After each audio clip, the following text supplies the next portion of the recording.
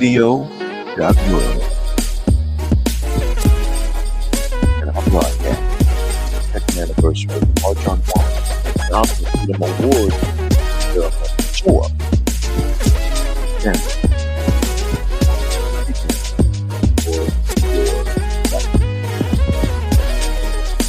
we're going to take I just wanted to say good evening. Tony B, and on behalf of Randolph Radio, your community radio station, I want to welcome you to this very special broadcast, 62nd anniversary commemoration of the March on Washington for Jobs and Freedom. 62 years ago today, Dr. King stood on the steps of the Lincoln Memorial and spoke words that changed not just America, but the world. His dream was about hope. It was about action. It was a call to stand up for justice, to speak out against inequality, and to show up for the rights of every man, woman, and child. So tonight, right here in Seattle at the Holgate Street Church of Christ, we carry forward that legacy. We gather not only to remember the March on Washington, but to honor those in our community who continue to walk in Dr. King's footsteps, from labor rights to education, from community service to youth mentorship. Tonight's awardees remind us that the dream is alive and it lives in us. At Rainier Avenue Radio, Dr. King's influence is at the heart of what we do. Our mission has always been to lift up voices that too often go unheard, voices from the South End, voices from communities of color, voices from people fighting for equity, justice, and opportunity. We broadcast these stories because we believe at Rainier Avenue Radio, just like Dr. King did, that change comes when people show up, stand up, and speak up. We're going to go to the stage right now, and this is Josephine Howell. Ring with the harmonies of liberty. Let our rejoicing rise high as the listening skies. Let it resound loud as the rolling sea. Sing a song full of the faith that the dark past has taught us. Sing a song full of the hope that the present has brought us. Facing the rising sun of our new day begun. Let us march on till victory is won. Stony the road we try, bitter the chastening ride, felt in the days when hope unborn had died. Yet with a steady beat have not our weary feet come to the place for which I find the sign. Oh, we have come over the way that the tears have been watered. We have come treading our path through the blood of the slaughter, out of the gloomy past till now we stand at last, where the bright gleams of the bright star is cast. God of our weary years, God of our Thou who hast brought us thus far on our way, thou who hast by thy might led us into the light, keep us forever in the path, we pray. Lest our feet stray from the places, our God, where we met thee, lest our hearts, drunk with the wine of this world, we forget thee. Shadow beneath thy hand,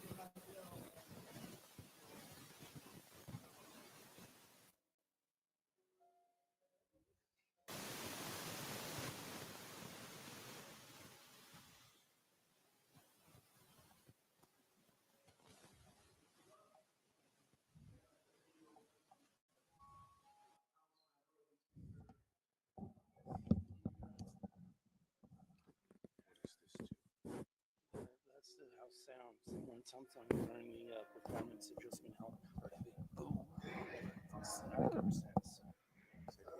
During her Josephine singing, I heard a big boom in the headphones and static ever since.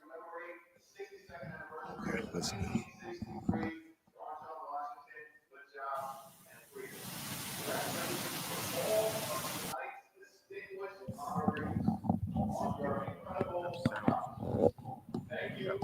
Ever since her performance, somewhere in the middle there, I heard a big boom and then heard static ever since. 50 years ago, Randolph, Dr. Martin Luther King Jr., John Lewis, and our civil rights heroes and foot soldiers bravely marched on our nation's capital, demanding that the check finally come due on the unfulfilled promise here in America. Today, we continue that same struggle as we fight for social justice and economic justice. In the midst of challenging times, we have haters in the White House, haters in the Congress, and haters in the cabinet. They launched an unprecedented assault on our economy, healthcare, the American way of life, civil rights, and democracy itself. It certainly is the case that the dream demands action. Dr. King himself laid the blueprint for us taking the courageous action in the face of great challenge. When he told the gathering at the Concord Baptist Church in Brooklyn early on during the Civil Rights Movement to press on and keep pressing. Dr. King said, if you can't fly, run. If you can't run, walk. If you can't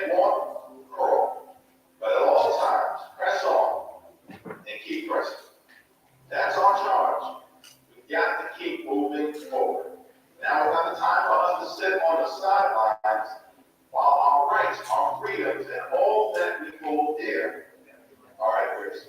So here in Washington, House Democrats will continue to press on and work together with all of you to show up, stand up, and speak up with the courage, the character, and the conviction necessary in order to make sure that this country is the best version of herself in this national nightmare and continue our country's long, necessary, and majestic march forward. God bless each and every one of you. God bless King County, and may God continue to bless the United States of America.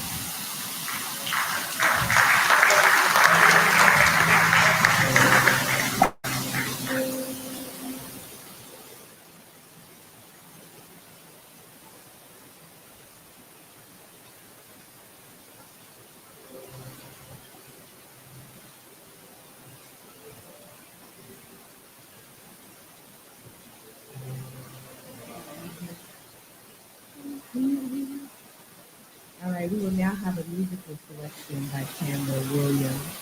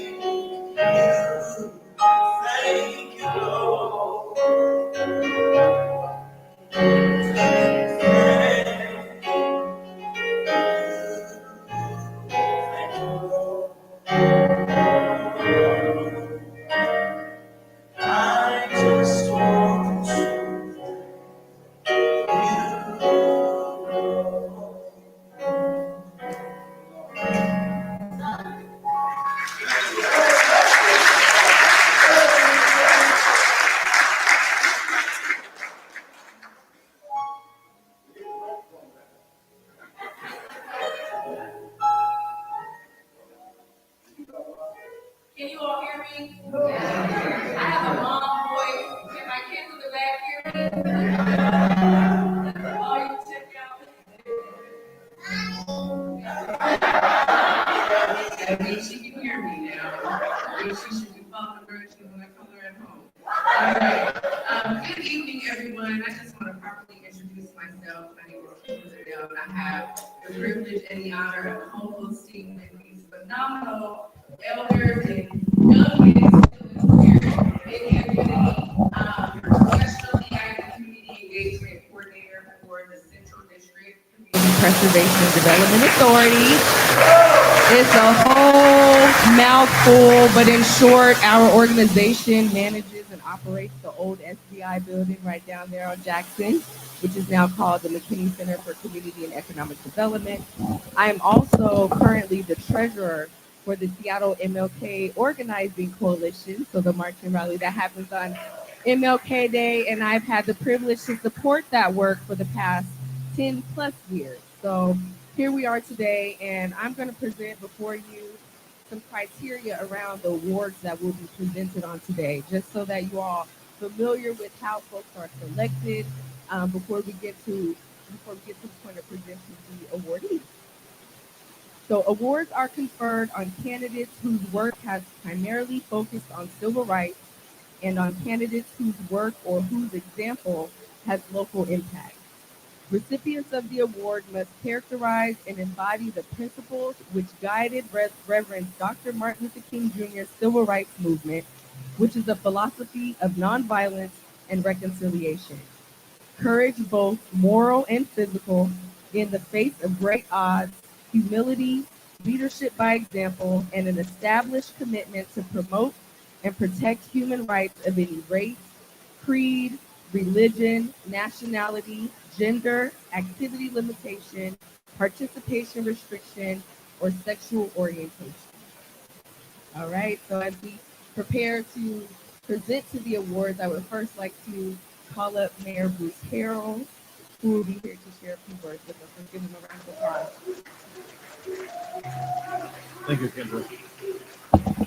Thank you, Kendra. Ooh, that background music sounds sweet, Butch. Must rhyme in here. Where do I start with such a beautiful, beautiful crowd? Let me start with where we are, Holgate Street Church of Christ. It's institutions like this. Just by way of background, I think many of you know I grew up in the Central District on 24th and Olive, and went to Tiki Minor Meany in Garfield. In other words, I did not get out of the hood. But there have been institutions like this church that I have witnessed change lives, change souls, uplifted the Black community, and I'm very honored to be here. And along those lines, I want to give my two brothers, Eddie Rye and Haywood Evans, their due, because I am mayor because of their advocacy. To honor the march means that we have to find the energy from our ancestors. And I'm going to use the awardees. I'm going to call them all by first name. Deaunte, Antonio, Tony, Marcia, Malando, and Shawn Kemp. You are honoring the best of ourselves, the best efforts. And let me say this particularly. Marcia and I grew up together, and she's probably thinking, you've gotten old last time I seen you, Bruce. I could read your mind. We were kids together. Shawn, I'm going to give you a special shout out, brother, because what you went through recently, the community came out to support you because we see ourselves and our families in you. Okay?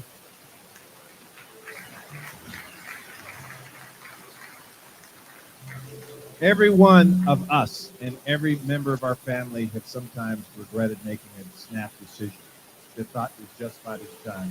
And you being a world and national figure just opened it up and spoke truth to power. But the community came out behind you to hold you up. So you are symbolic of what we are when we honor the best of our best. We're not proud to support you, brother. We honor you because you honored us by being here. So Shawn Kemp, we love you.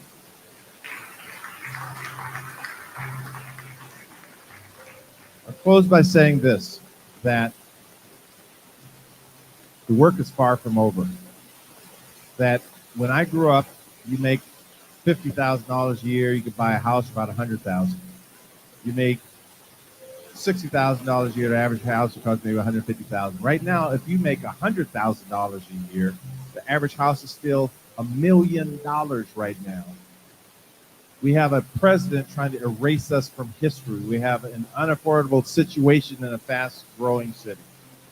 And so I commit to each of you, and I will use the term Black Americans, the descendants of slaves, however you want to define that demographic.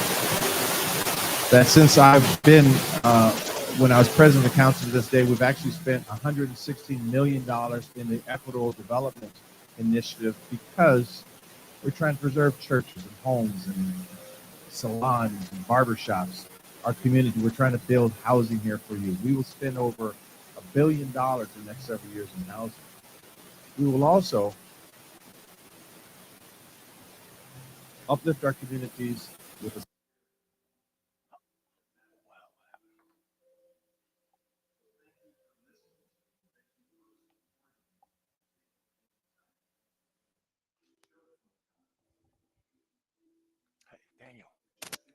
what we're doing. So my brothers, thank you for this today, for remembering we have to find this tenacity, this energy, to keep going.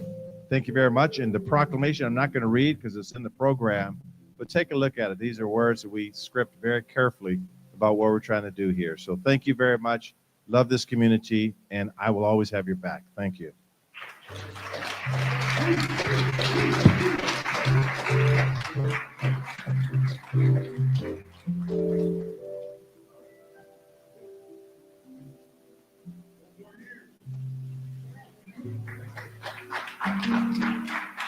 Absolutely.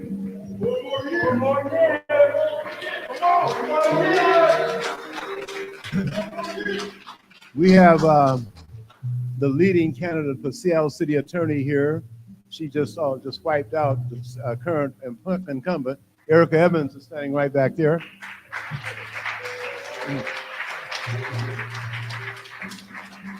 And to let you know, her grandfather was Lee Evans, who's with John Carlos and Tommy Smith that raised their fists in the '68 Olympics and got all the death threats in the world. Yeah, that's her. That's too bad. And then Adonis Ducksworth is also a candidate for Seattle City Council. He's right there. Are there any other candidates in the House that I have overlooked? Okay, good. Then we can just move right on. We're calling Joe Smith home. Did she leave? She didn't leave, did she? Oh, no, you can't leave. And then we will start with the award ceremony. And the very first person is Deaunte. Now, I'm sorry, we're going to spell your name. It's D-E capital A. Okay.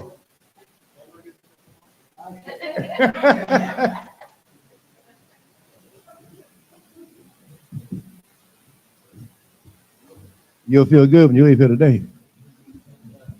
Oh, freedom. Oh, freedom. Oh, freedom over me, over me. And before I be a slave, I'll be buried in my grave, and I'll fight for the right to be free. Sometimes when you get tired of being tired, you get up and do something.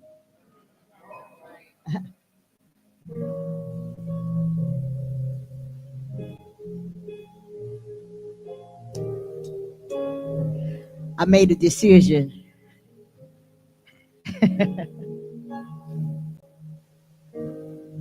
Had enough heartaches and enough headaches. Yeah. I've had so many ups and downs. Don't know how much more I can take. So I decided, yeah, that I cried my last tears. Oh, yesterday.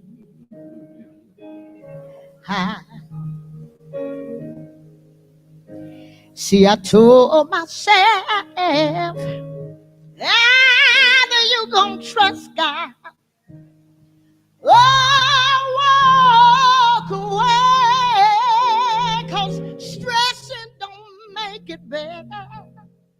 Don't make it better, no way. So I decided,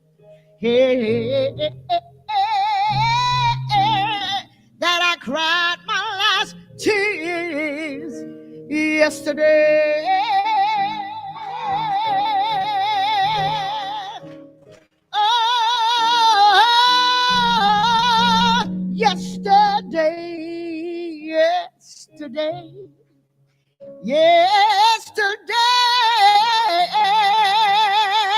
I decided to just put my trust in you.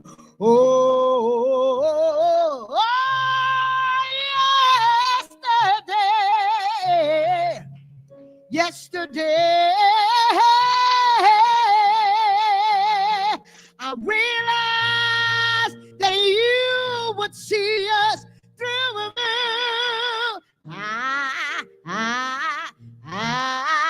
Oh, there ain't nothing too hard for God to work out. No matter the problem, He is greater than them all. So I decided,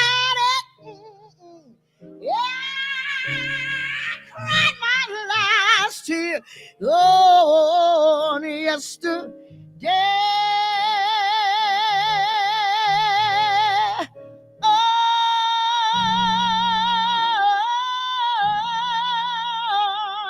On yesterday, when they marched on yesterday,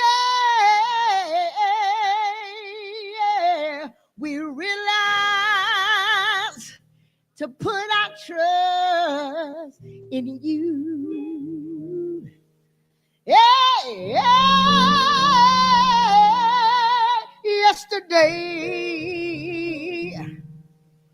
Yesterday,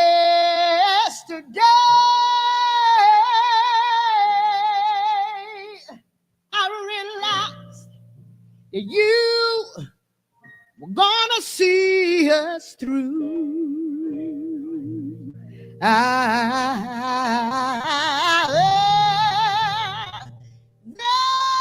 ain't nothing too hard for you to solve.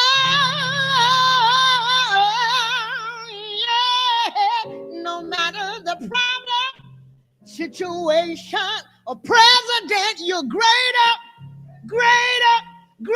than them all.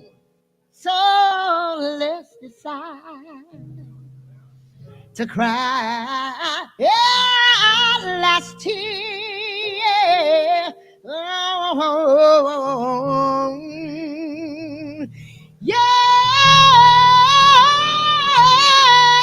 Yesterday. I wish I could say. All right, yes, please. Yes, indeed.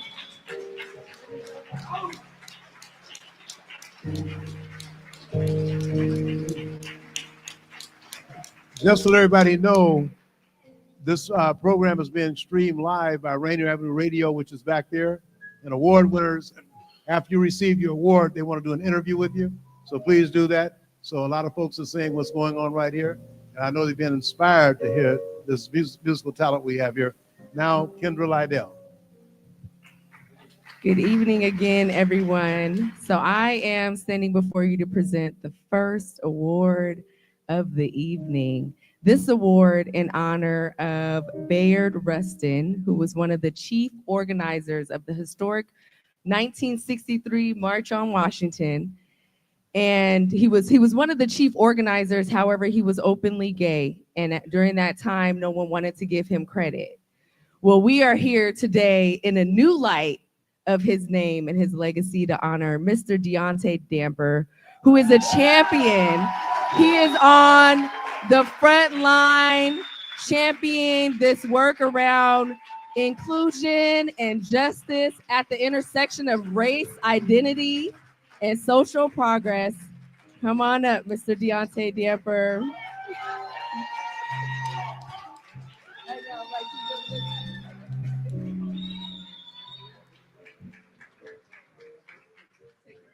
Oh, I gotta take a picture first. Oh, I'm ready to start running my mouth.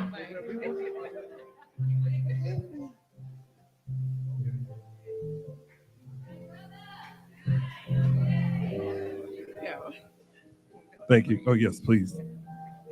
Thank y'all. Thank you so much. Growing up, I grew up never feeling sometimes that it was enough, right? I grew up here. I grew up in the south end area of Seattle, and I knew that I could be Black because I had representation there. Thanks, gentrification. But I had representation there, but I was teased because I was queer. And then they would tell me to go to Capitol Hill, and then I would go there, and there's queer folks, but no representation of me. So I used to ask myself where I fit in my church, where I felt with the elders, where I fit with my community folks, and I gave up on myself. I spent plenty of years giving up on myself, and there was a point of the time where I finally moved back home. And I went inside of an NAACP meeting, and they went over their strategic plan on how they were going to help build this community, but I heard nothing about how they would prioritize queer folks. And I did what any good Christian would do, ask Claude. I cussed them out for 6 minutes. And what Claude said was, Claude heard me talk and run my mouth, and he said, well, we might as well just make you a LGBT. You messed up on the letters, but he's make you a whatever chair. And what I did not know when they asked me a month later to take the chair seat, that I was actually the first in their 114-year history of the NAACP. That means.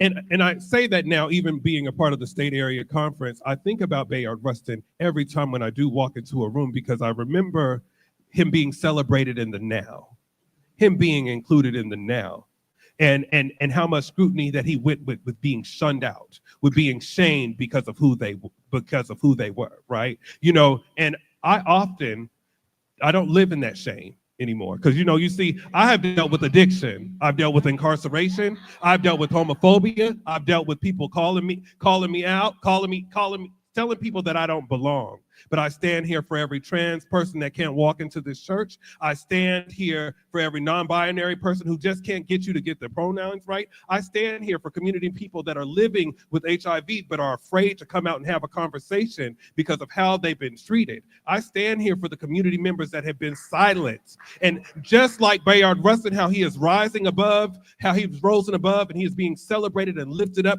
through all of the scrutiny, I stand here as well because God don't play about me. God don't play about queer folks. God don't play about you. So I'm asking you and everybody in the areas of leadership, as you sit here, remember, as you are advocating for Black folks, you might read Genesis and Revelations, but that also includes love. That includes the love of queer community people that are in your community, because you just don't know how they're feeling or how they may feel alone. I appreciate Eddie Rye and Hayward Evans, because every time that they have reached out, they have always reached out to be more inclusive. And that's elders saying that I want to be able to learn how to be able to be accepted, how I could be able to be that bridge. Community, we have to continue to be that bridge. We have to continue to protect, educate, and build one another. We know what's happening nationally, but what are we doing right here? Because some of us have that aura where you might not agree with Trump, you might not like what Trump is doing, but some of that hate you give pours out into people that look like me. So in the meantime, while we are all here, remember that we have to continue to walk with love. I want to give a special shout out to the NAACP. I also want to give a huge shout out to Converge Media, where I'm able to highlight the stories of Black folks. That's 72 episodes of Black queer people living in this community. And I especially just want to be able to thank my family that is here right now, who has been there in the darkest times. And last but not least, this second row, Amijah, KL, Miss Mary, y'all are my accountability queens. Ever since I started doing this work, you tell me about myself and I figure out a way to fix it. So we have to stop walking around thinking that we perfect and figure out ways to fix it. Thank you very much. God bless you.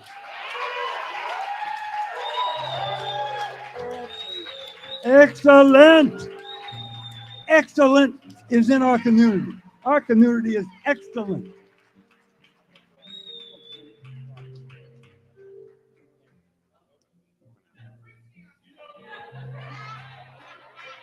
He's going back to do an interview on Rainier Avenue Radio.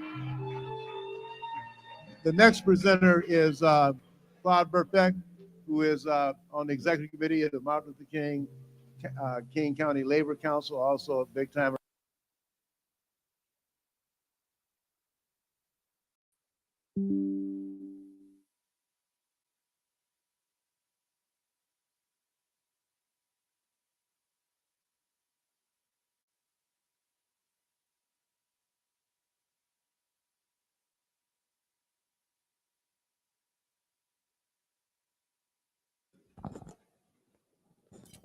Welcome to the 62nd anniversary of the March on Washington, D.C.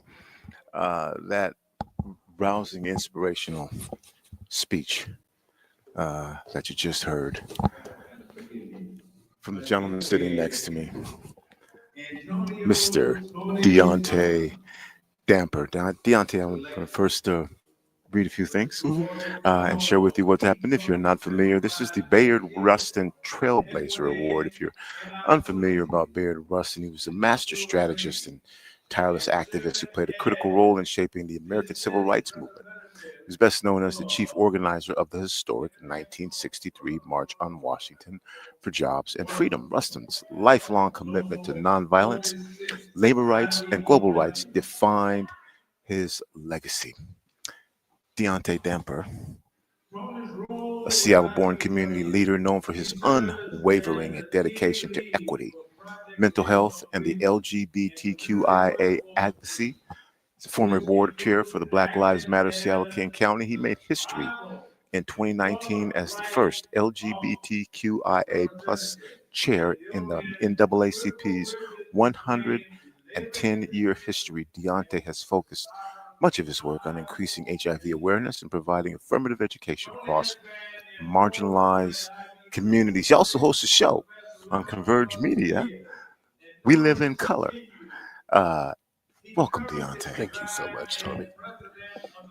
Thank you so much for having me, Tony. Okay.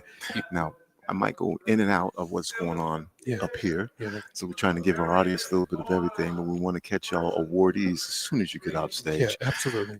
Because I want to ask you how it felt for you to be up there giving a speech on behalf of an award for the Bayard Rustin Trailblazer Award for you in your life. What was that like just now? I think, well, one, thank you for having me. I am honored. I think that one of the things growing up, being able to receive this award in front of my family, my friends, that meant a lot. But above all else, I'm in a church, and receiving the Bayard Rustin Award is opening up the seal for other Black queer folks that live out here in this community. I'm starting to get a little emotional now thinking about it. I'm grateful. I'm grateful for the community people who have always been inclusive, and you have been one of those people. Gave me my first shot out on the stage doing comedy, and who would have thought that would have turned into activism? Who would have thought that would have turned into me having my first radio show with you? But you've always been able to be inclusive and hear all Black people. So I thank you, and I share this award with you. Thank you. You know, there we go. Yeah. You know how proud I am of you, so we'll just have our moment here. Yes. Yeah, we don't have any moment. But I do want to talk to you about activism. Yes. And what that means to you when you hear that word, and is that how you think of, or is that how you thought of what you are doing on this journey for equity and to amplify voices? You know, honest to God, I appreciate the word being activist, but I'm just a service to my community. The voiceless needs to be heard. They need to be seen. And if that's activist, if that's what I'm getting, I'll take it. I've always been a rebel in some ways, but being able to be the voice for the voiceless is just my duty. Yeah. It's just my natural born duty as a community person, as a person that grew up in Columbia City. Yeah. Yeah, I received that. Okay. You hang tight for a second. I'm going to go back to the stage here. Yeah, absolutely. Are here tonight. My grandmother is 91 years strong.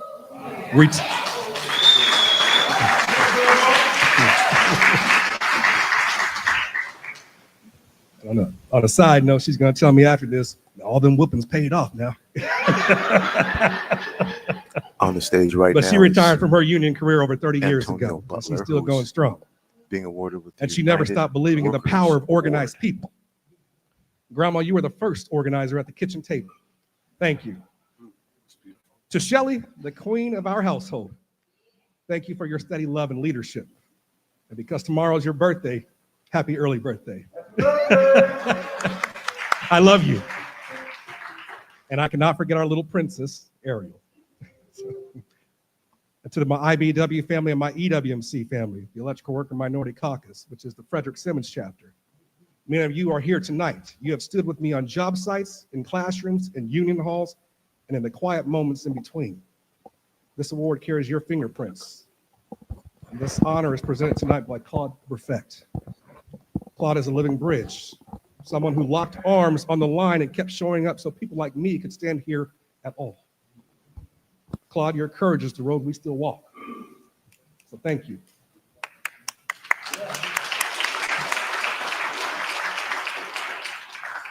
This award bears the name A. Philip Randolph, who taught America a truth we still need to hear. The road to civil rights and the road to economic justice are the same road. And the job is more than a paycheck, it is dignity, a foundation for family, a pillar of community. That truth guides my steps. And tonight's theme is a mandate. Show up, stand up, speak up for your rights. And I want to point that theme forward toward the next generation we're raising right now. Show up means start earlier. If we wait until adulthood to invite people into skilled work and public service, we leave too much talent on the table. So let's bring career pathways in the middle and high schools. Let's get hands-on labs, site tours, and Saturdays where young people build something real and go home with a basic toolkit. Early exposure turns maybe into I can. And from day one, let's teach mental health literacy as part of the craft. Breathing, focus, emotional regulation, asking for help. Caring for the mind is part of being a professional. Stand up means train for adaptability and protect the whole worker. Work is changing in every lane. Healthcare, logistics, public service, construction, tech. The people who thrive are those who can learn, unlearn, and relearn while working well with others. Our training must braid foundations with flexibility. Real world math and literacy, communication that de-escalates, safety as a culture, digital fluency, problem solving across disciplines, and the habits that build trust. Showing up, finishing what we start, and looking out for the person beside us. And we say this plainly, mental health is safety. Hard hats protect the head. Our culture must protect the mind. Hard hat protects the head. Our culture must protect the mind. No, that's good. Speak up means remove the obstacles that keep talent on the sideline. Make it easy to start, possible to stay, safe to struggle, and clear how to grow. That looks like a ride when it's needed. A parent able to train because a child is cared for. Tools in hand on day one. A true second chance in policy and in practice. A simple path to financial guidance. And a true norm where asking for help is a strength, not a strike. This is our shared task. It lives in IBEW Local 46, in the Electrical Workers Minority Caucus, and with the partners who stand shoulder to shoulder with us, other crafts, schools, faith communities, and neighborhood leaders. Uniting workers means uniting communities. That's how Seattle wins. When we carry one another, and I stand on the shoulder of mentors who modeled this for me. Shawn Bagsby, Virginia Bethia, and Jerry Jordan. They taught me that leadership is stewardship, that we lift as we climb. What keeps me motivated is simple. It's the pre-apprentice, someone who was told, not you, walking onto a site for the first time with their head held high. It's the journey level worker who calls to say, Tony, I'm mentoring somebody now. That is the beloved community, one job, one family, one future at a time. So here's my ask, the one card commitment, one person, one problem, one promise. I'll invite one young person. I'll solve one barrier. I'll keep one weekly promise to teach or to check in. And I received the A. Philip Randolph Uniting Workers Award, not as a finish line, but as a charge. Start earlier, train adaptable, remove barriers, and protect the whole person. If we keep showing up, standing up, and speaking up, there isn't a light in the city we can't switch on, a classroom we can't inspire, or a future we can't build. To my family, thank you for loving me into this work. To my IBEW and EWC families, thank you for holding me up.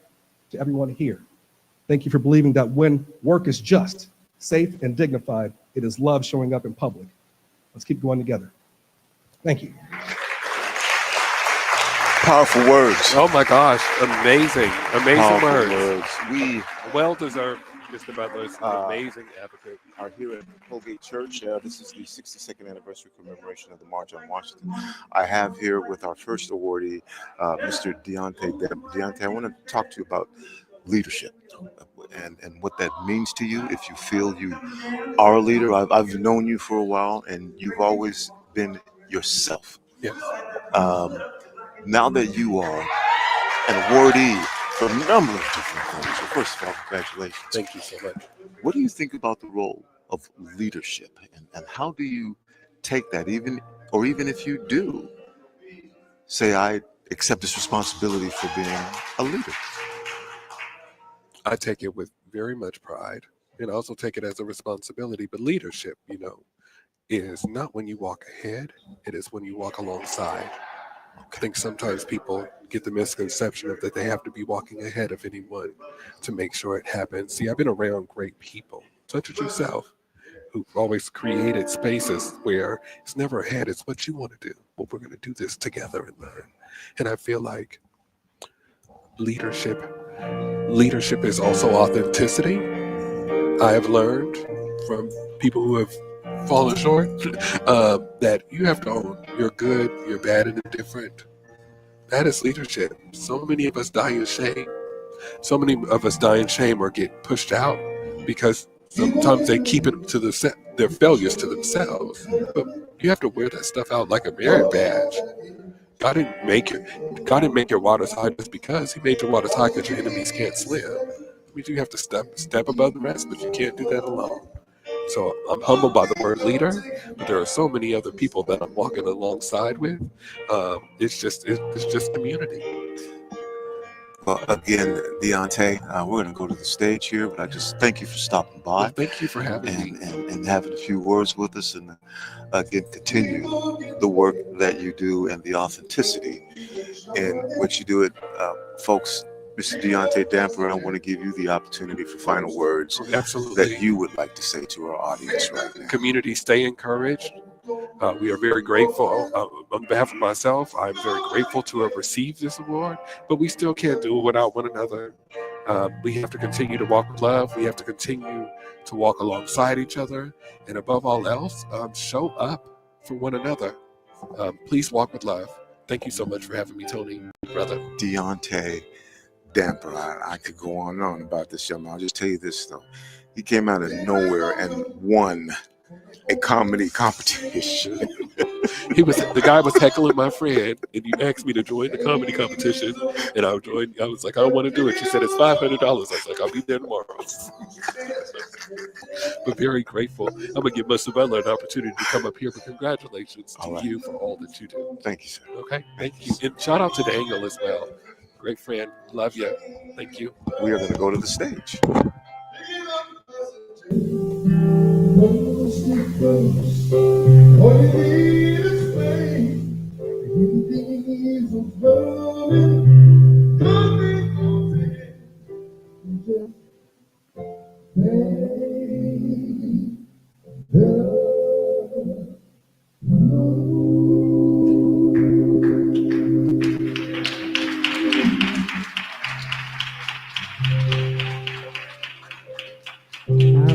Thank you so much, Brother Harrison. We will now have Miss Mary Flowers come and present the next award.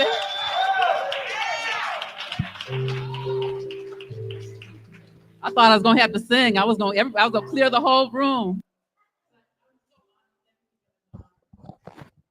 All right, we are here at the 62nd anniversary of the March on Washington for Jobs and Freedom Award ceremony. I have with me the gentleman who, once again, you just heard these powerful words from, the winner of the Philip Randolph Uniting Workers Award, another Tony B, Antonio Butler. How are you? I'm blessed, brother.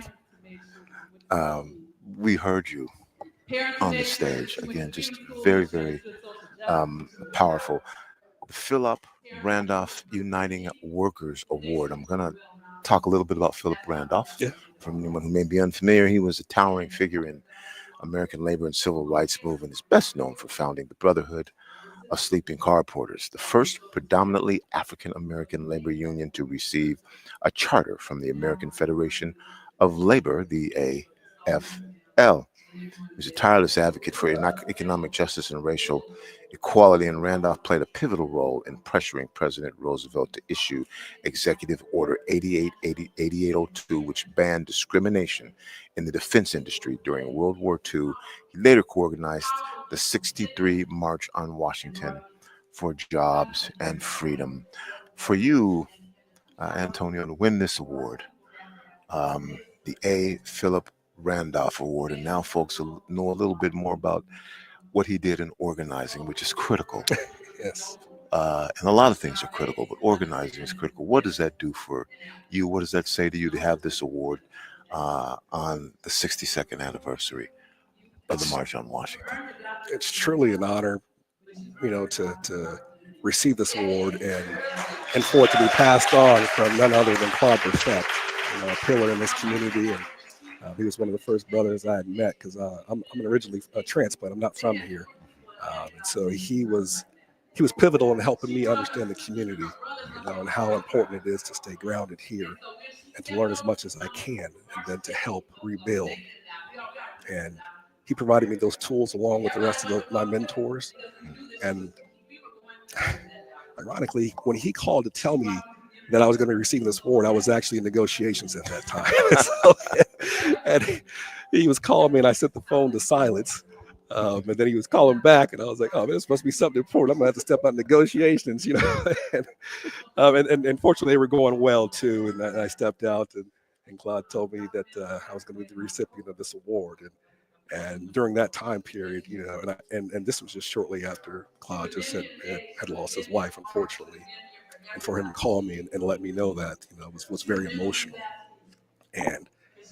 But seeing the parallels, of organizing and what was done in the past, I'm honored to follow those footsteps. Yeah. And stand on those shoulders. I'm going to stay there a little bit, because people may not realize organizing, because if things are organized, they're okay. We're structured. We know what to expect. We don't have to fight battles on our own. So for you, that daunting task, which is often behind the scenes, and people call it the details, when they talk about the devil's in the details of organizing, what was it inside of you? Was it just a path that you saw forward to take on that particular role in this emphasis that you have on creating equity and equality and providing a just society? Well, it's all I ever really knew, to be honest, Tony, because those two ladies you see over there in the back, my grandmother and my great aunt, they raised me. And all I knew was community, because they made sure that we were in the community. And growing up in a small town, we just had each other to rely on. And my town was a small industry-driven town that was union heavy. And so we did reap the benefits of having a union household when I was younger and being involved. And so it was what I was brought up to do, and I always saw them collectively organizing the communities and looking out for each other. And so when I made that transition out here to the Seattle region, and you find pillars in the community, like Hayward Evans, second Claude effect. It was an easy transition for me. This is what I saw when I grew up, and this is what I see now. And I have a pivotal leader in Shawn Bagsby running the show there at IBEW Local 46. And so it's hand in hand. And so this is all I've ever known, to be fair. Tony B, you stay with me, Tony B. I'm going to go to the stage for a second. That's okay. You hang on. I'm going to stay here. About always closing the I-5 corridor.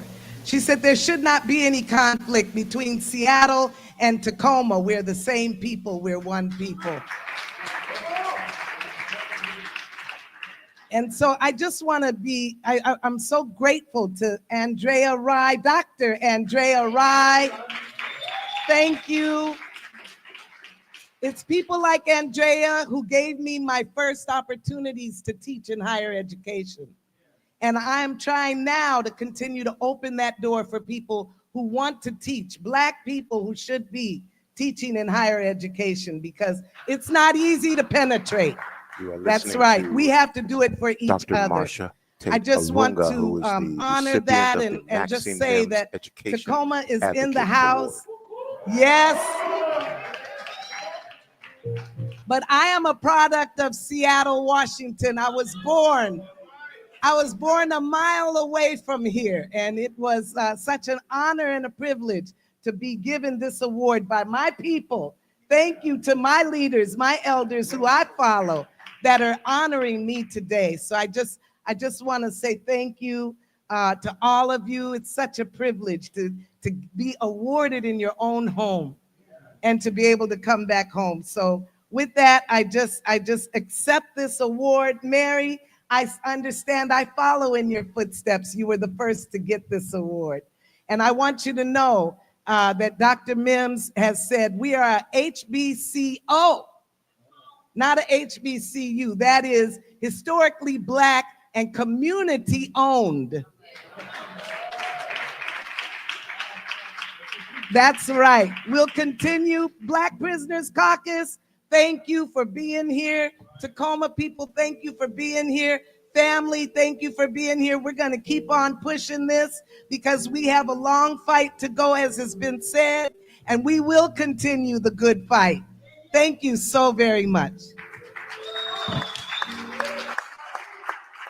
That was Marcia Tate Arunga, who will be joining us shortly. But right now, I'm sitting here with Antonio Butler, again, the winner of the Philip Randolph Uniting Workers Award.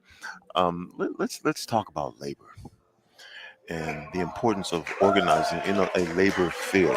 You yourself as an electrician. Mm-hmm. Well, we'll start with that. What interested you in that particular field, and what was your journey in becoming successful in that particular field? So I was in the military for 9 years, and I had a background in electronics. Did 5 years in the Marine Corps where I was a field wireman. And then in the Air Force Reserves, I was an avionics technician who dealt with electronic warfare systems. And so I had a background in the theory of electrical. And so when I was looking for a new career path, my uncle was out here on the West Coast. I was out there in Washington, D.C. at the time. And he said, hey, why don't you try your hand at being an electrician with the IBEW? He said, it's a union career. And he says, nephew, I think that might be the path for you. And I believed in him because he was himself in the union. He was in the carpenters union. He was a pile driver. And he retired when I actually moved out here. And so I saw then and there, the benefits of organized labor. Now he's probably about 60 years old at that time. And now he's able to sell off into the sunset, with great benefits, able to get his hip replacement. And I said, okay, well, there might be a little something to this, and so yes, I ended up applying for the electrical apprenticeship, and I was able to get in through their veterans program at the time called VICE. And honestly, from day one, I just kind of knew it was a fit. When we started going through the schooling at the time, the school for the program I went in was a 5-year program, but it was right up my alley. Things that I was seeing, from my past and my background. So we kind of gelled and meshed the two. And then they helped me understand that the historical impact of labor.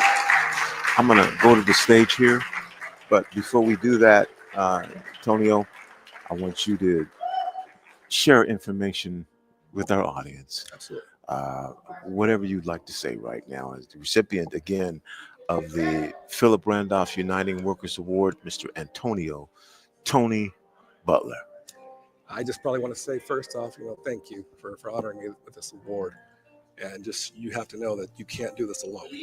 This takes a community to build and to move forward as a collective, not as an individual, but as a collective.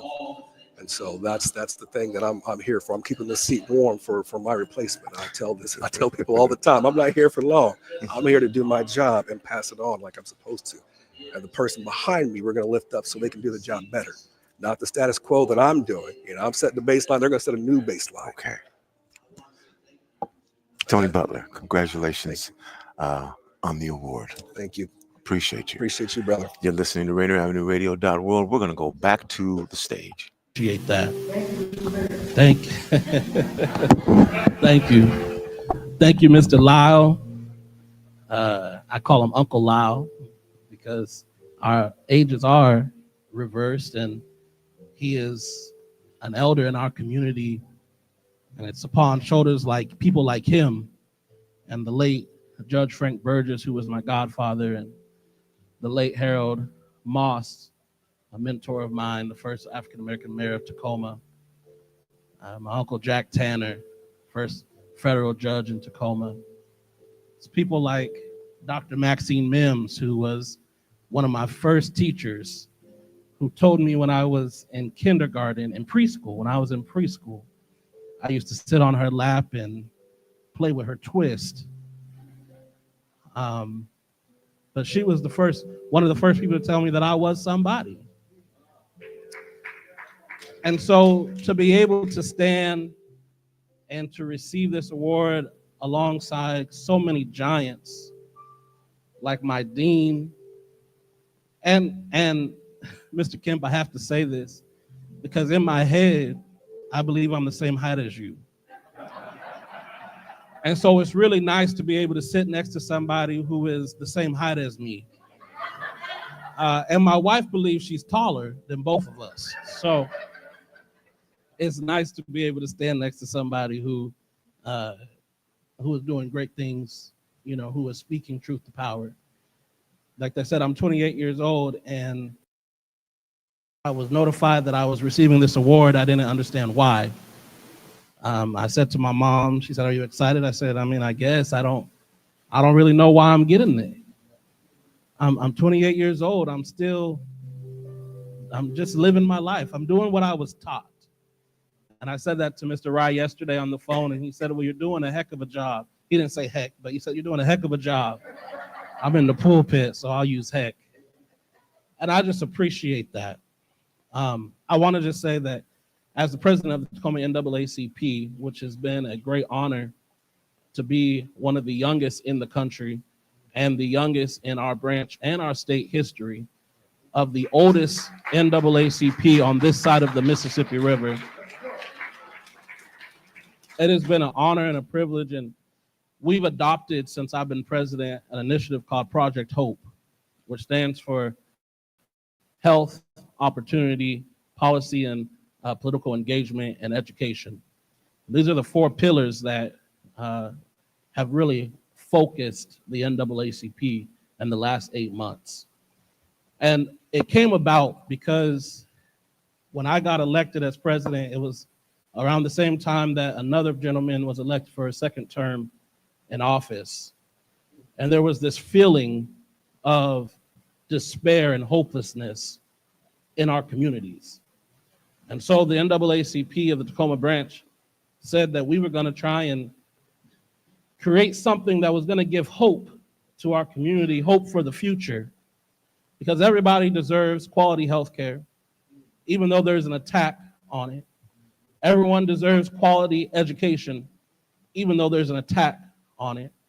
Everyone deserves equal opportunity for access in the United States of America, even though there is a continual effort to make sure that people like us do not have access. All of us have the right to have a voice in our community. And that's why I'm happy to have people like Mayor Harrell, who is leading, and we're praying for 4 more years.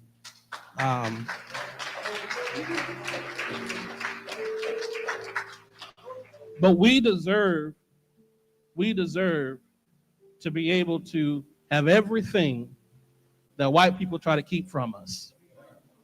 We deserve to have everything that Donald Trump tries to keep from us, and excuse me for cursing in this pulpit. And so I just stand before you, not receiving this as an individual, but on behalf of a community, on behalf of the Tacoma branch NAACP, on behalf of a generation, because all this work that we're doing is for people like my baby sister, who is 16 years old, just got her new first card, for my sisters-in-laws who are 16, 17, 18 years old. This work is for them, raising up the next generation to come along behind this generation, to continue doing the work.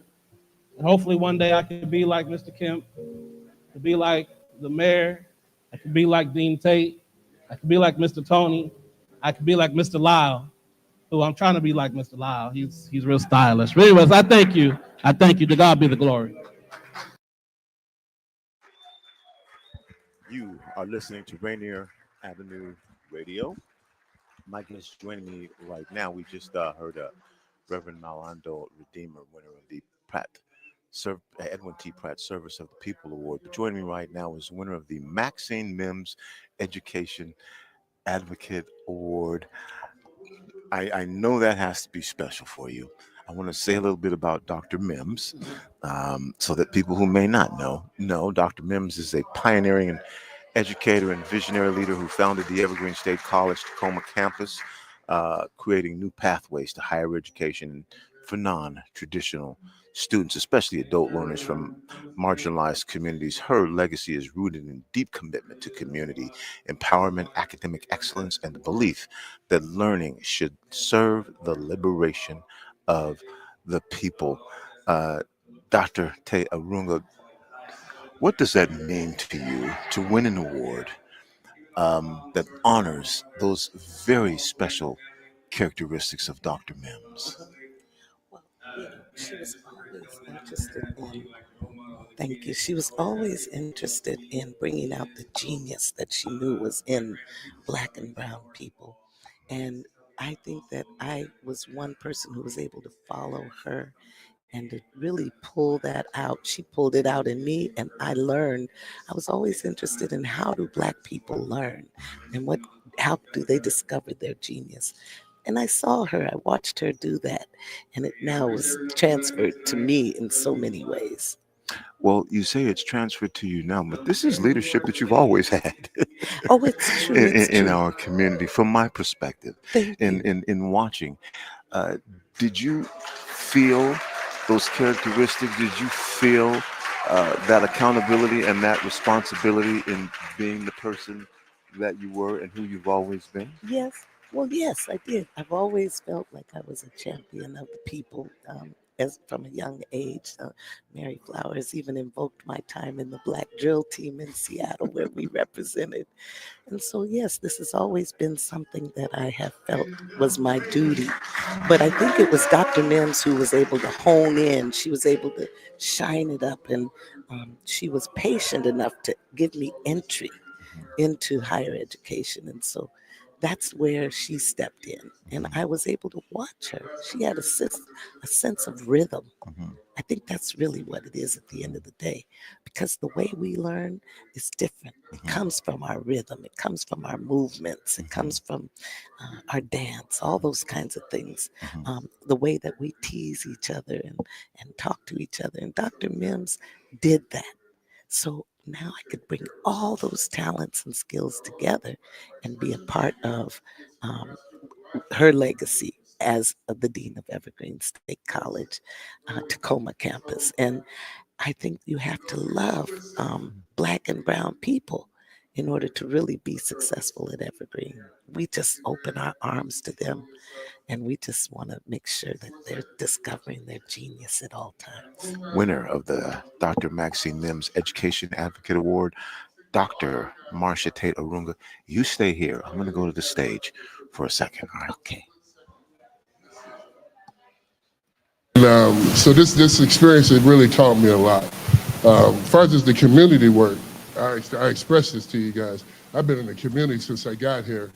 I started out in the community in 1989 when I arrived in Seattle. I met my wife. You know, this award should be a two-headed award. It should be a two-headed award. It should be myself and my wife up here.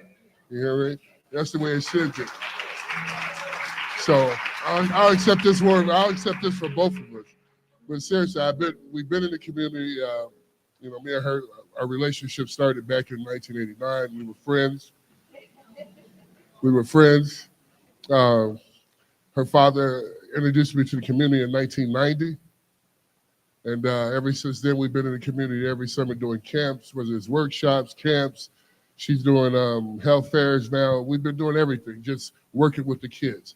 So when I look around the community and I see guys like Isaiah Thomas, Jamal Crawford, when I see some of these guys who now have made it to the NBA, coming back, giving it to the community, it makes me smile. That's truly where I get appreciation of, because I know these guys have watched myself, watched Gary Payton throughout the community do so many positive things, because that's what it's about. It's not about us. It's easy to accept. It's easy to make money. Those are the fun things about life. The tough things about life is about giving back to the community where you believe in. And if you're living in the community, you definitely should be giving back to the community. You know, so I think with myself, man, I'm telling you guys this from the bottom of my heart. I'm appreciative of everything, all the support that I got, A through Z, throughout the community, throughout everywhere. It means everything to me. And, you know, we're here to stay in Seattle. We're going to be here in Seattle doing work in the community forever. That's for certain, as long as I'm living, put it that way. And I appreciate you guys. You know, my son is Jamon. He's a little nervous, but I love him to death. I love him to death. And yeah, but some of the things basically what I've been doing, I think I did a backpack giveaway up in Everett 2 weeks ago where we had about 2,700 kids. Mm-hmm. We did a backpack in Kemp this past weekend where we did over 3,000 kids. You know, so, I mean, truly, I think, you know, for a guy in my position to come out in the community, talk to the kids, to be able to give back, that means everything, because this is our future. Our future lies with the kids. You know, a lot of us are so worried about today, but we have to worry about the future, which lies in the kids. Right. So like I said, I'm so appreciative of you guys coming out tonight. Thank you for the award. To let you guys know, it's so funny, I'm accepting this Lenny Wilkens award. I've been asking for advice from Lenny for years now. So trust me, I've been getting great leadership around the city. I'm proud to live in the city of Seattle, to represent the city of Seattle. You know, my mother-in-law is in the back. She's been on my butt for 32 years. My mother, Chris, she back there. She's been riding my butt for 32 years. So trust me, I'll be in the community working, and I appreciate you guys. Thank you so much.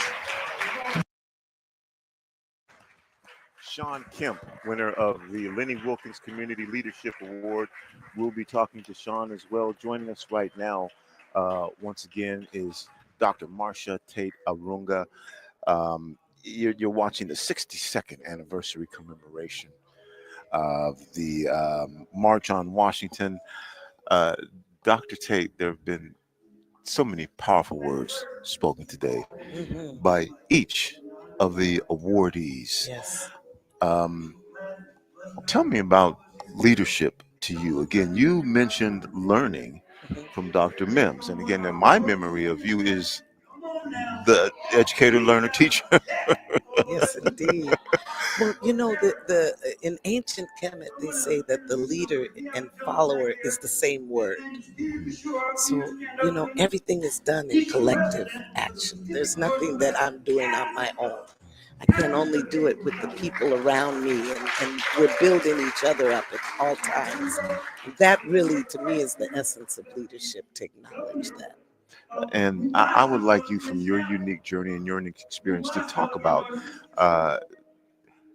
what it means to lead, and then also be able to follow and learn, and how you combine that, because that can be tricky, to know what to do and when to do and how to do it. So share with our audience here, for you, from your perspective, how to maneuver that line of leadership and then following. Yes. It's all about being affirmed, affirmation. We receive that. We know we're on the right track when we're being affirmed. And so I think that everybody's not going to affirm us. Everybody's not going to love us. We are in situations that are often very hostile. When we find those situations where we are in a loving, affirming environment, that's where we have a chance to grow. That's what we try to create at Evergreen State College.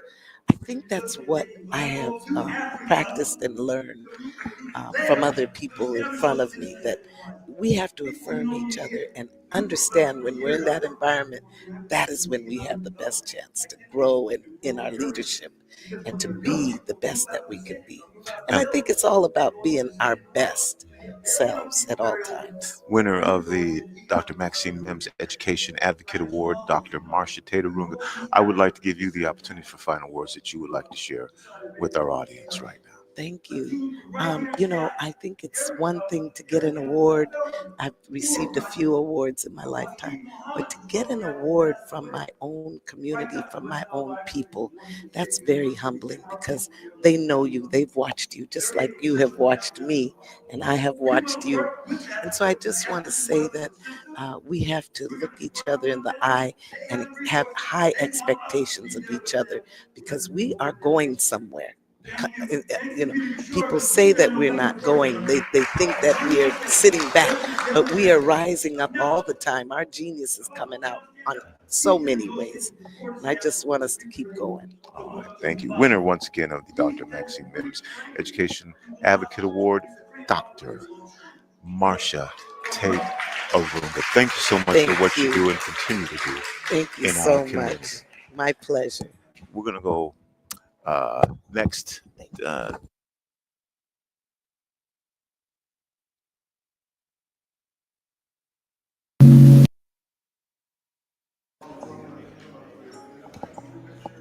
We're going to have Malando Redeemer join us here.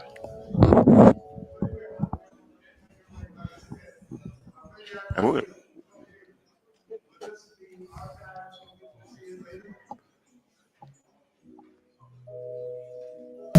I guess he's interviewing somebody. I'm sorry, I didn't mean to mess with your interview. But anyway, I want to thank everybody for coming. And I want to have the distinguished Reverend Dr. Linda Smith from the Martin Luther King Jr. Memorial Baptist Church. Oh yeah, that's right. I sure want to also thank the people that served the food, the Evans brothers.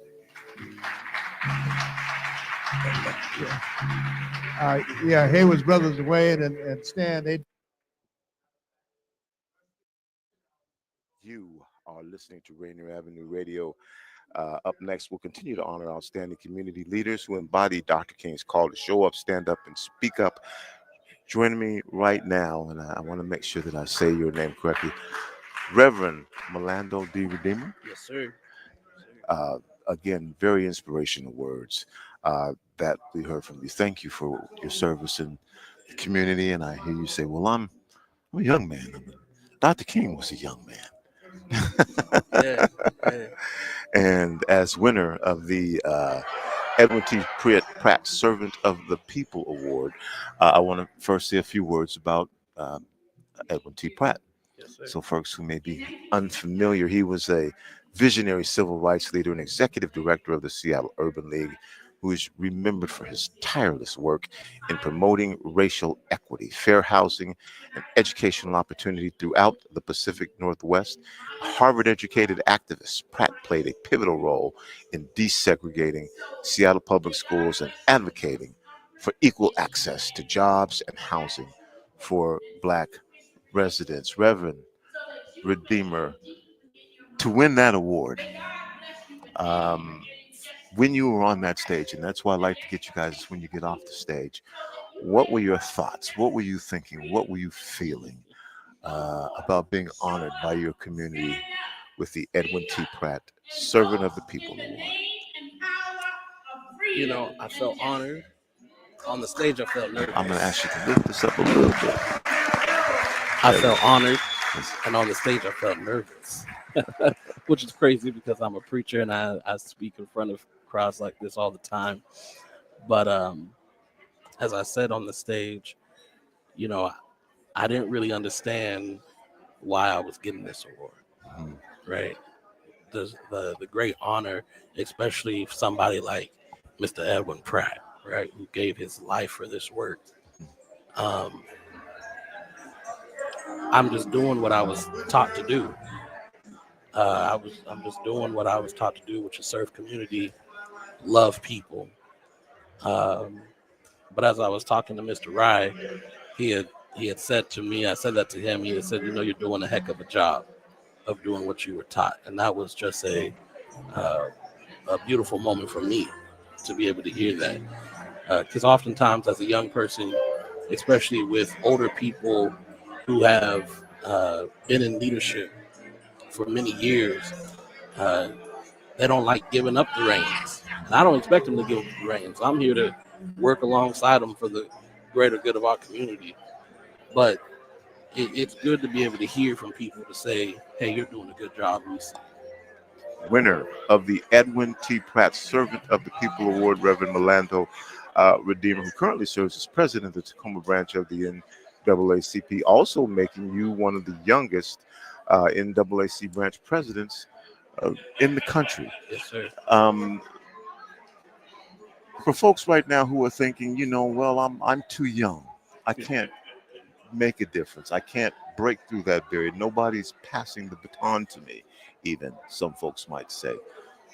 For you, what has that journey been like to get to the point where you are now? Do you think about it? Do you find that there are barriers that you're facing?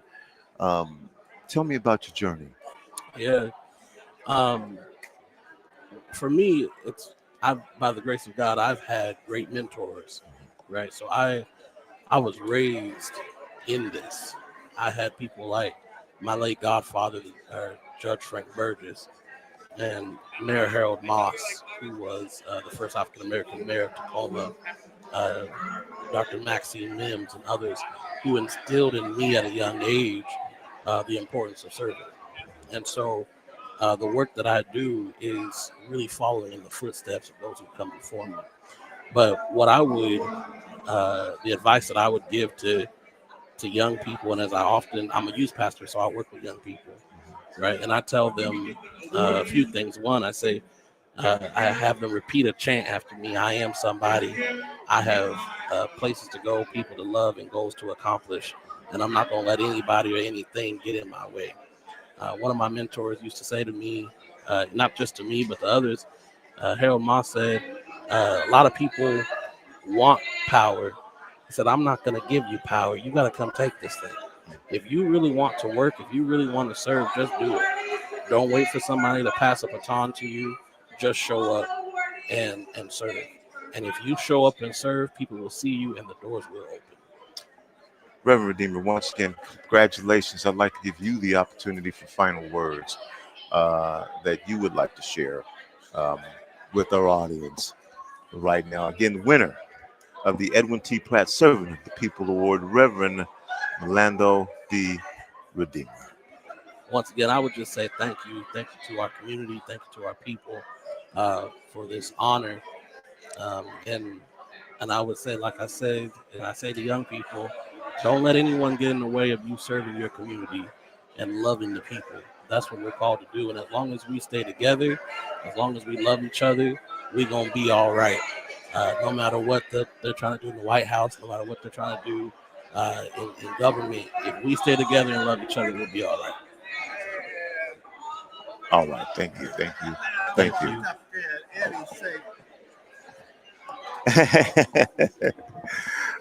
Thank you.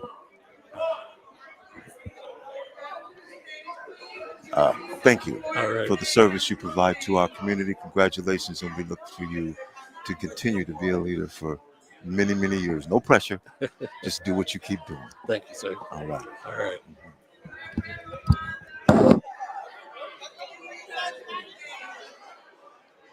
Can you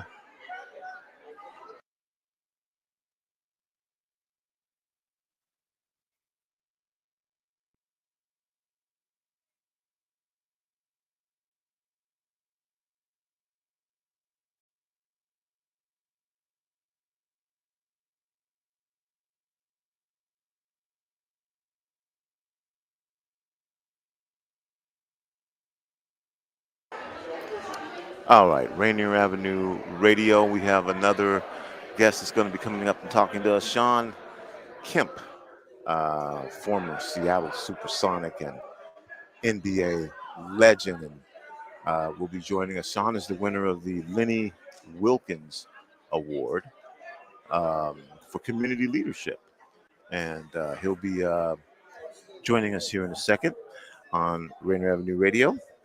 We are so excited and happy to once again be broadcasting this event to you. Again, the 62nd anniversary of the March on Washington for Jobs and Freedom Award ceremony. And once again, just a beautiful ceremony, a beautiful, a beautiful presentation. And again, this powerful word is reminding us that dreams live on. And we're going to get more inspiration, more celebration from Rainier Avenue Radio. We'll have Shawn Kemp joining us as we move towards the close of tonight's ceremony. Remember that the dream is alive. And we had Shawn right here, but now he's up on stage taking photos. And so we'll get him down here as soon as we can.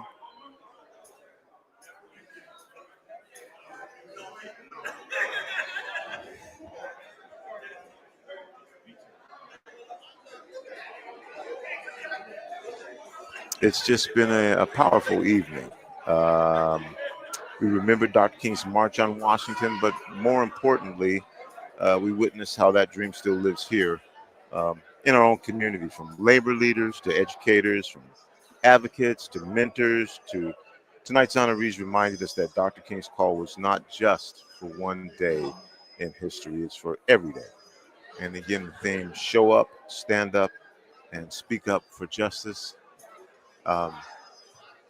Bellis, can you? After the photos, he's gonna take all his photos.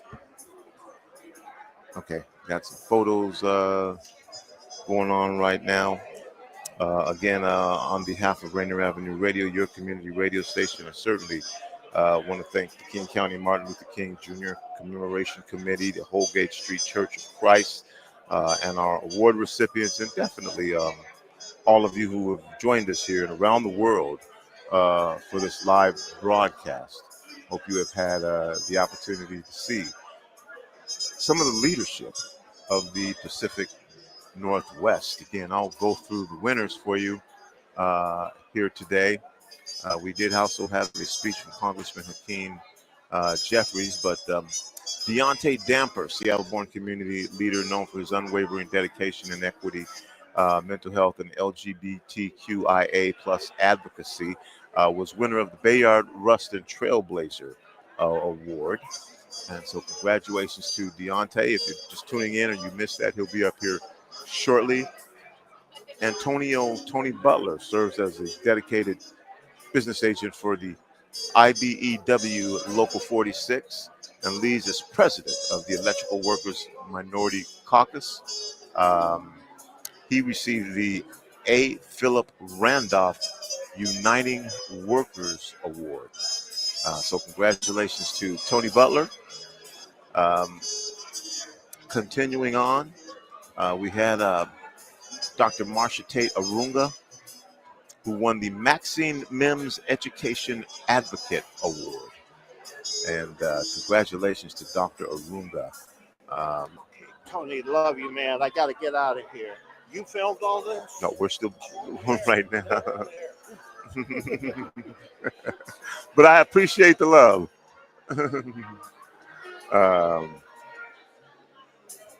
And I think that we have Shawn kind of making his way back here now.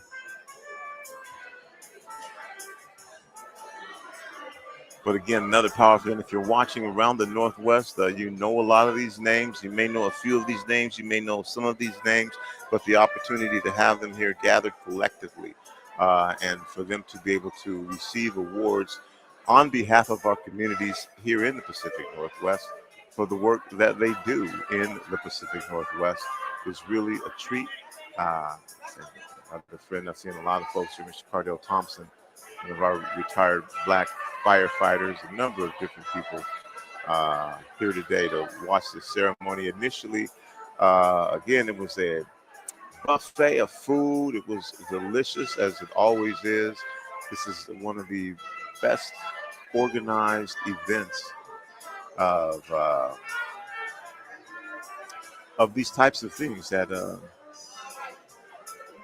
I've seen and that I come to. And it's just about the love and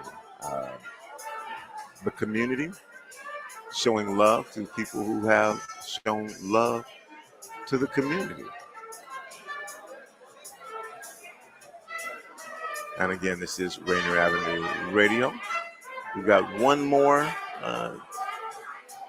winner that we're going to share with you. And that would be Shawn Kemp, winner of the Lenny Wilkens Community Leadership Award.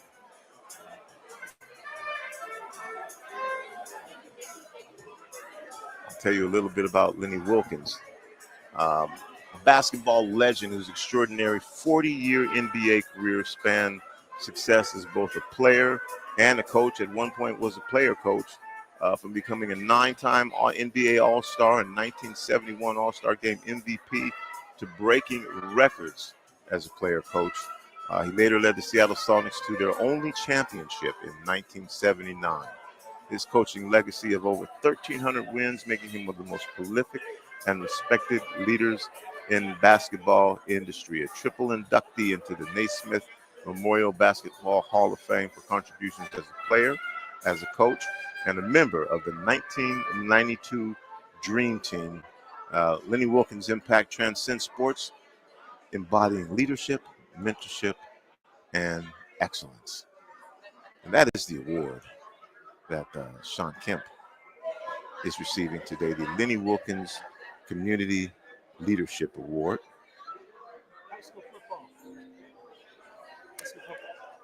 Coming up, starting on September 6th, we have high school football back again.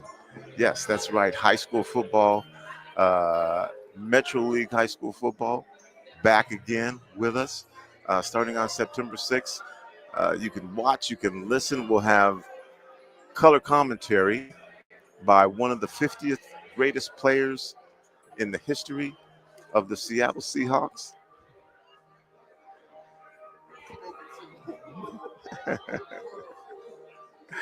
Edwin Bailey doing color commentary for us. And joining me now,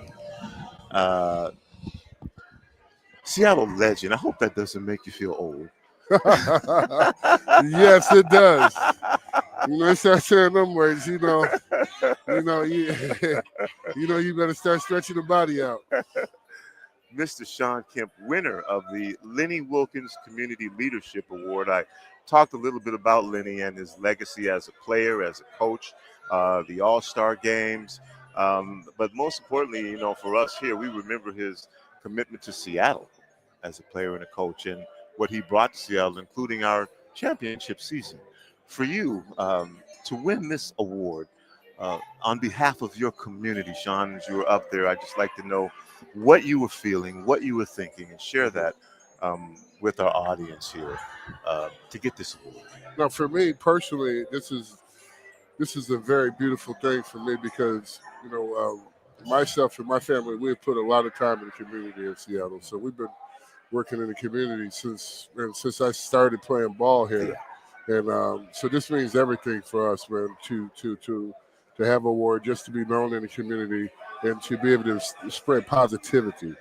And just for people to know, for me to receive the Lenny Wilkens Award is so special for me because I've been asking advice from him for years now. Yeah.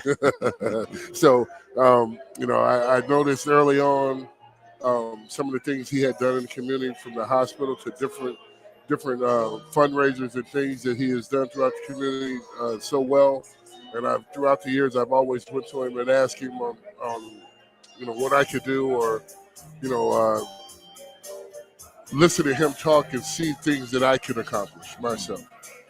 Shawn, you came to this community. You were relatively young. Very young. When you came to this community as you started your career. I just want to talk about that concept for a minute, because again, I remember your career from the beginning when you were here, and you have always been part of the community. This Absolutely. is not something that you've been trying to win awards for. No, I don't. And and so when they called me and told me that I was going to win this award, when I accepted it, I said yes. But I have to tell you that I don't do this stuff for awards. I don't do this for attention. I know me and my wife, we do this simply because we think it's important for us to live in the community and also give back to the community, and to also put a lot of time into kids' future. And the reason that I say that to you guys is simply because it took someone in my young adulthood to take time out to show me and pave the way for me to see the future. Yeah. And I think it'd only be right for me to do that in return. Shawn, some of the names that you mentioned of Seattle athletes who are now in the NBA, who are now doing things in the community, have done things in the community. Right. That was a bridge that you built. I believe so. I think I believe so, man. I honestly believe so, man. And like I said, this is not a joke. I actually smile every time I see Jamal and Isaiah and these guys doing something around town. It makes me smile, because I think that we motivated them in the right things, and that's spreading positivity. Where did that come from within you? I'm 19 years old, but I'm coming to the Pacific Northwest. I don't know if you'd ever been here before. No, I hadn't been here before.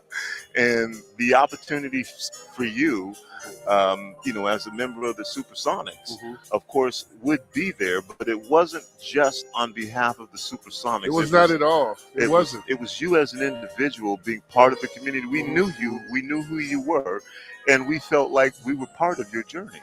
Yeah, when I met my wife, in 1989.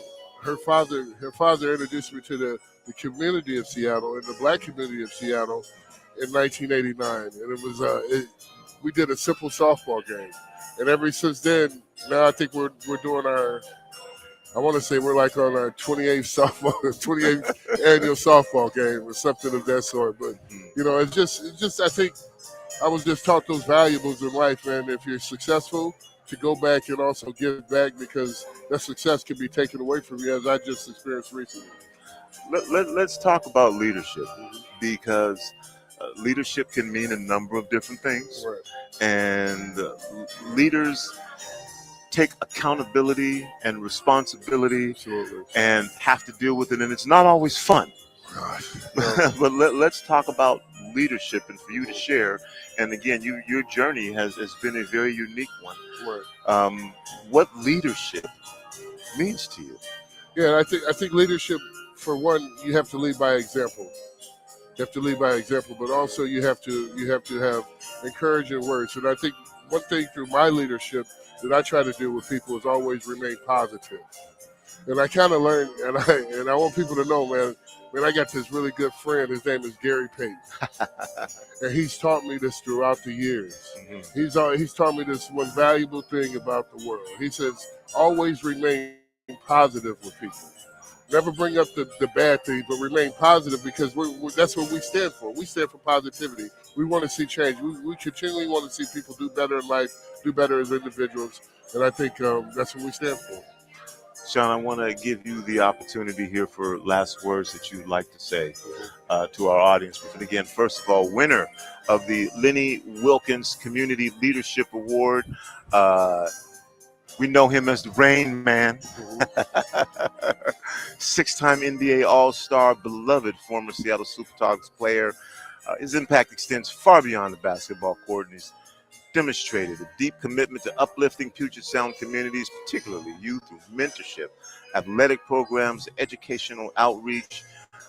Leadership includes co-hosting free basketball camps, partnering with grassroots organizations like the Marvin Thomas Memorial Fund, and supporting local back-to-school and anti-violence initiatives. You talked about some of those things when you were on the stage up there. Shawn, congratulations. Thank you, sir. For your commitment. And I want to give you an opportunity to share final thoughts and final words for you that you would like to express to those who are listening, not only here, but all around the world, and saying this is the community of the Pacific Northwest.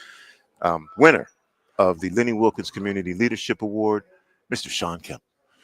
Yeah, I would just like to say in the closing remarks is just that, we all live in this world of living, and we see things good and bad, but really I think our lives are meant to be about giving, about sharing love, sharing the responsibility, sharing our stories with the youth to encourage them to do better in life, to show them that there's a way of positivity in the future.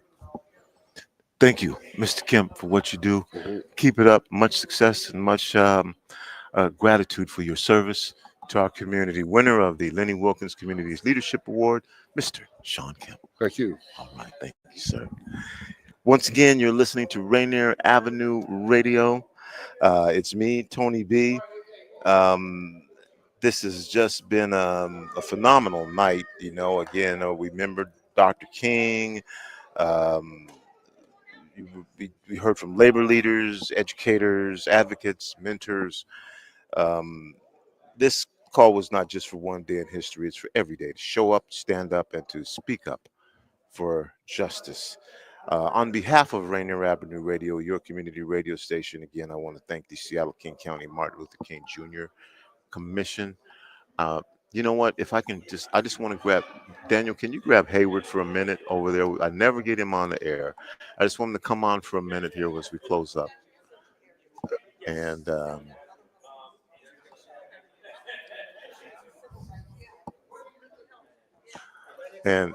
we got him.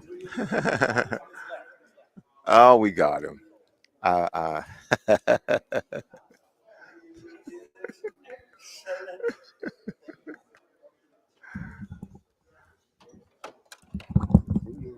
Let's scoot over here a little bit so we can get you on the camera. We got him. You always definitely avoid the interviews, and you do the work, and you do the work for our community. So I'm really happy about this. This is one of the co-organizers of this event on behalf of our community, Mr. Hayward. How are you doing, bro? I'm doing good. God is so good. Like, I am blessed. And so I'm not worried about anything. We're going to have a bright future. I see such a great future ahead. I truly do. Yeah, and I won't keep you long. But what inspired you to do these types of events that you do? Again, for some folks, it might say, well, that was a long time ago, And what is it that motivates you to make sure that these monumental times in our history continue to be remembered? I'm glad you asked that. That's an excellent question. What people fail to realize is that there's so many great people out here who've done so many positive things for our community. And yet when they pass away, or if an event takes place and down the line, it just gets lost in time. We don't want to lose those significant events.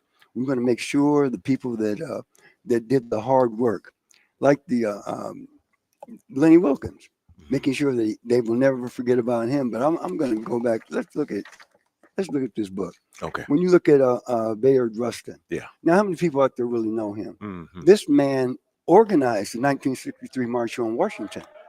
But back then, to be homosexual, to be gay, you were ostracized. Oh, they wanted his talent. They wanted his knowledge, but they didn't want to put him out front because he was a little too feminine. But he got out there. He did what he had to do for our community. He worked hard, and I would truly call him at the forefront of the LGBTQ struggle. And that's why this award was named after him. The recipient, Deaunte Damper, this brother, we started a chapter in the NAACP. He pushed it and it went national. Yeah. National people out of Seattle, of all places, said, wait a minute now.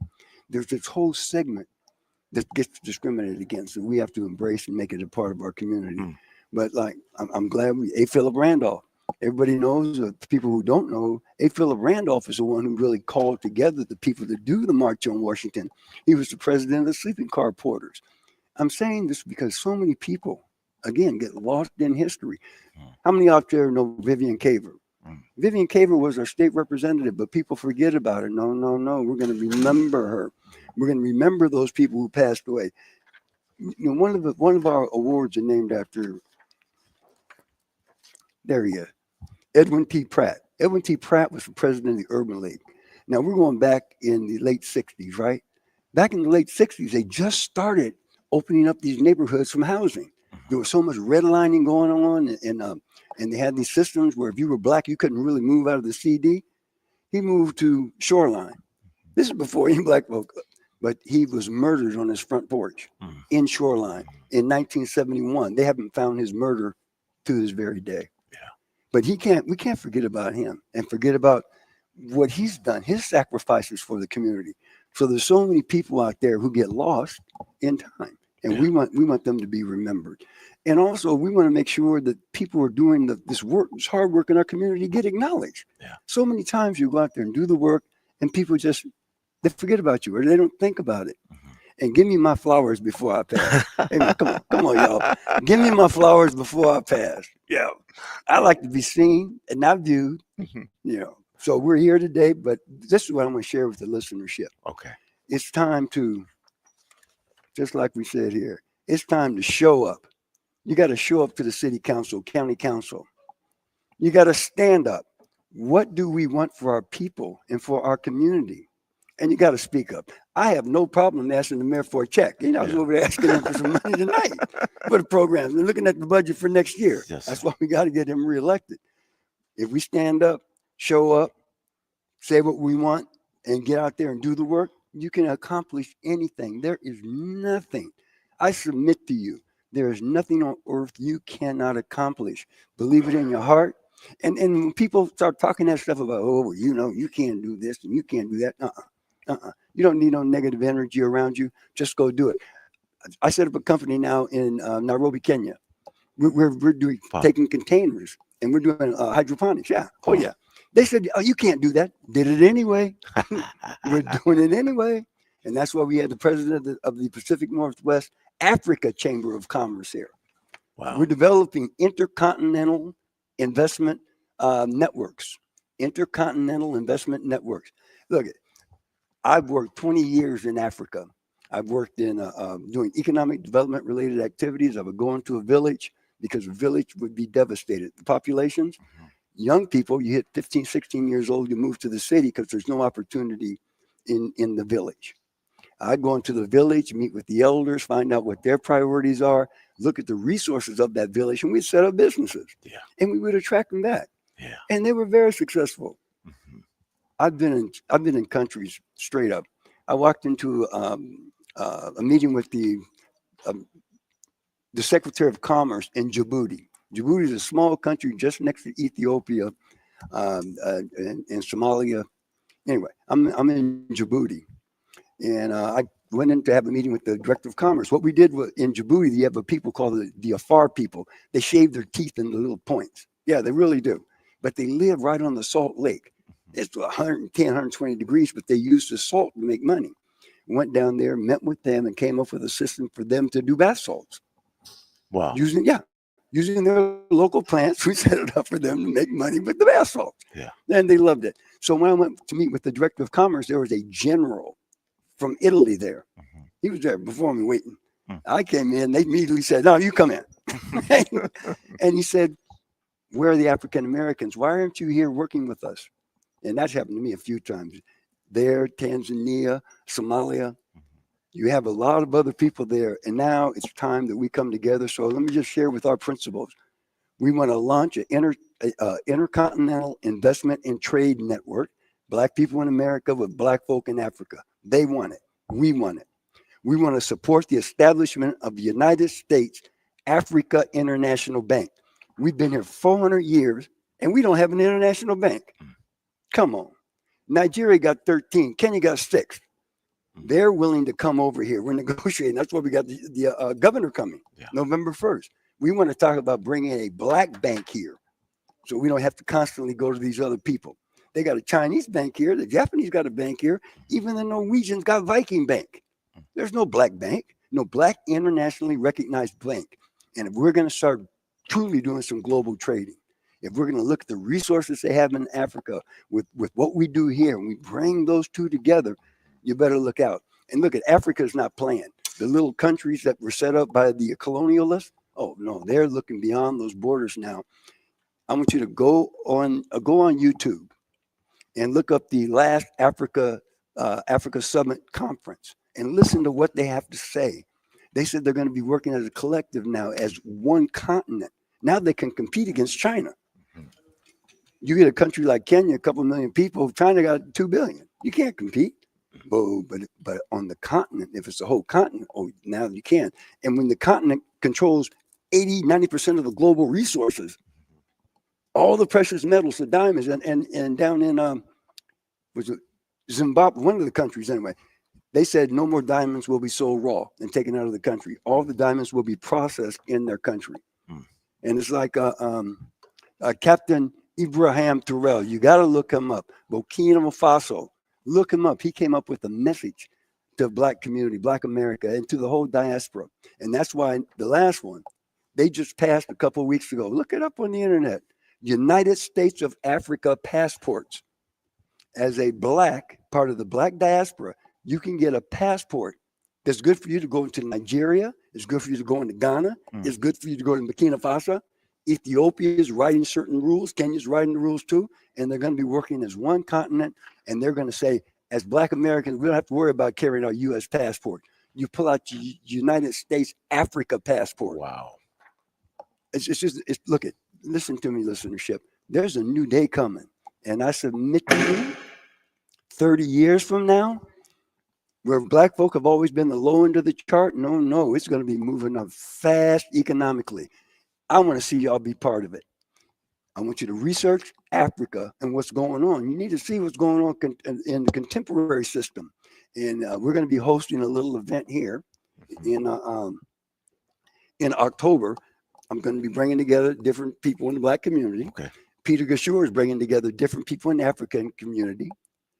And in November, during the holiday seasons, we're going to have a get together. Okay. We're going to have a party of people of African heritage. Yes, the descendants of the enslaved and the descendants of the non-enslaved. But we're going to come together to work as a collective. They have resources. We need their money. If they put the international bank here, we can hook up. And I just think the world is the Lord's and the fullness thereof, the world and those who dwell therein. Ain't no borders here. No, I love it. I'm looking forward to going back. And, a lot of people say, well, they're backwards and stuff. I was in a village called Namiomi. I know I'm talking too much now. No. I was in a village called Namiomi. They voted me in. They called me Mortawa. That's my name. In Sierra Leone, in the village called Nambio. Anyway, I was the first non-African they had in their village since 1953, when the British were doing the surveys. Wow. Anyway, I set up a business there to help them. I was doing the economic development related activities. Him and the Paramount Chief and I, in the while, we got along super well. But they changed my name. I slept on a bed that was made of straw. Hard as heck. I loved it. In the morning, the kids on the way to school would stop by my little hut, and we'd hang out talking. You talk about, I was so relaxed. I loved it. And they would bring me my little palm wine. Yeah, very little alcohol, but literally right out of the tree, right out of the palm tree. Wow. Yeah, and they bring it to my little hut. And the kids and I, we stand out, and look, I had the only generator in the whole village. It was a 1 gallon generator. So when it get dark, my host had the only TV set, and we would put on Barney. I love you, you love me. And the kids and I, we would be out there dancing under the stars. It was one of the greatest, happiest experiences of my life.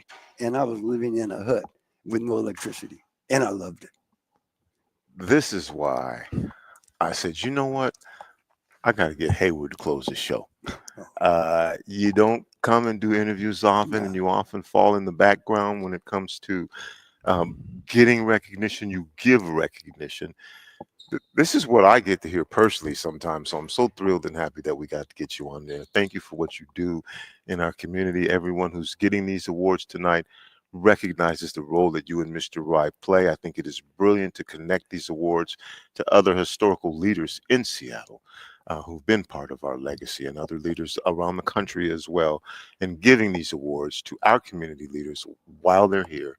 Just great work. Again, Hayward Evans, co-convener, co-founder of the entity that puts on this particular event, and others as well. Thank you for your service, and I want to give you an opportunity here to say a few final words as we close the shop to those who are listening right now. You know, thank you, Tony B. I'm truly honored to be here, and truly glorious and happy that you come down and share your time and bring in the tapes and making sure that this is being broadcast to the broader community. It's entities like Rainier Avenue Radio World. It's entities like this to get the word out for Black folk. Because trust me, if he wasn't here, the word wouldn't be getting out. On a closing note, for those who don't believe, God is very real. You know, there are more galaxies, not just stars. There's more galaxies than all the people that have ever walked the planet Earth.